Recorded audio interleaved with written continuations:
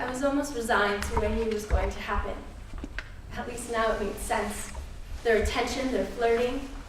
They didn't actually like me. They only wanted to use me. This, at least, feels familiar. It's not like I hadn't had sex that I didn't want to have before. It's easier to just let it happen. It is easier, safer, and less horrible if I just convince myself that it doesn't mean anything. If I could just pretend inside and out not to mind, I would be okay. You can't rape the willing. But that was only a brief thought, because as I glanced at the huge, drunk, stupid men surrounding me, I knew there was no surviving this. Not for me. I had been used before. I got over it. I was damaged already, but this was different. Had I really let my life get this out of control? Face it, you put yourself here. You were asking for it. Get through it, get over it. But I knew, in my soul, I knew I would not get over this. My life would end here.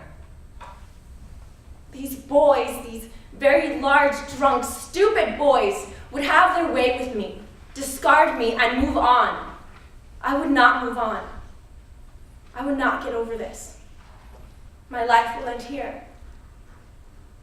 I decided then that if my life ended in these woods, it would not be because I couldn't emotionally survive being gang raped. That was too weak. It would be because I fought to the death not to get gang raped. That was a death that I could accept. Decision made. This will not happen. I fought like I had never fought before. In fact, I had never fought before. I kicked, I punched, I scratched, I bit, I pulled hair. Inside my mind, there was something screaming like a trapped, enraged animal, arms swinging, legs kicking. But only a few of them fought back. Others just watched. It was dark and loud, and I could barely make out what they were saying. Random words like bitch, slut, original things like that. Then someone said, clear as day, someone said, just stop it. Leave her alone. She isn't worth the effort. And this was heard. One sentence heard above all the yelling, all the noise.